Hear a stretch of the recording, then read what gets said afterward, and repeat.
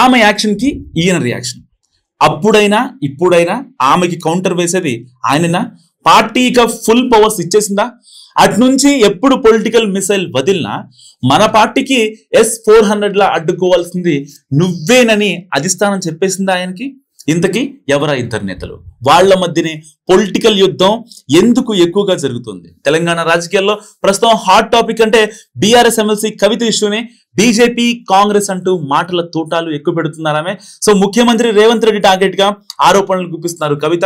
తెలంగాణ సంస్కృతిని ధ్వంసం చేసే కుట్ర జరుగుతుందని ఫైర్ అయిపోతున్నారు కవిత.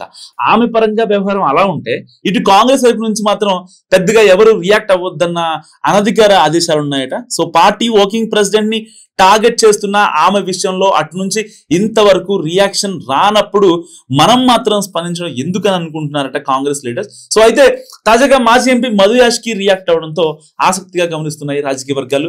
గతంలో కూడా కవితపై మాట్లాడాలంటే ముందుండేవారు కాంగ్రెస్ ప్రచార కమిటీ చైర్మన్ మధు యాష్కి. ఇద్దరు నేతలు గతంలో నిజామాబాద్ ఎంపీలుగా పనిచేసిన వారే. ఇద్దరి మధ్య రాజకీయ వైరం అక్కడి నుంచే ఉందని అంటుంటారు పరిశీలకులు. సో కవిత మధు యాష్కి మధ్య నిజామాబాద్ లో మొదలైన యుద్ధం ఇప్పుడు హైదరాబాద్ చేరినట్టు చెప్పుకుంటున్నారు. మొదటి నుంచి కవిత చేసే విమర్శలపై మధు యాష్కినే ఎక్కువగా స్పందిస్తున్నారు. ఈ క్రమంలో వరుసగా వారం రోజులుగా సాగుతున్న వ్యవహారంపై సీరియస్ గానే స్పందించారు మధు యాష్కి. అప్పట్లో లిక్కర్ స్కామ్ లో అరెస్ట్ అయినప్పుడు కూడా గట్టిగానే స్పందించారు ఆయన.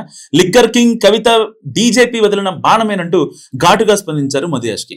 లిక్కర్ కేసు నుంచి బయటపడటానికి బీజేపీ సహకారం కవితకే కావాలని, ఆమె మీద నిజామాబాద్ లో జిఎస్టీ స్కామ్ కూడా ఉందని ఆరోపించారు యాష్కి.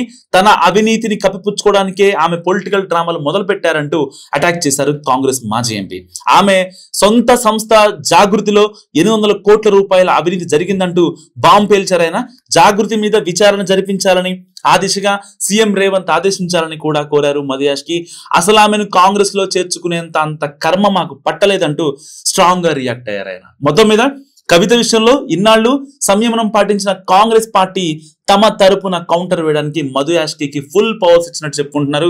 నిజామాబాద్ ఎంపీ సీట్ లో ఇద్దరికి డైరెక్ట్ ఫైట్ ఉన్నందున ఆయనే కరెక్ట్ అని భావిస్తున్నారట కాంగ్రెస్ పెద్దలు. మరి స్పందించకుండా ఉన్న ఇబ్బంది కాబట్టి అవసరమైనట్టు సందర్భానికి తగ్గట్టుగా కవిత చేసే ఆరోపణలకు కౌంటర్స్ వేసే బాధ్యతను మధుకు అప్పగించినట్లు సమాచారం. ఈ వీడియో గురించి మీరేమనుకుంటున్నారో కామెంట్స్ రూపంలో చెప్పండి.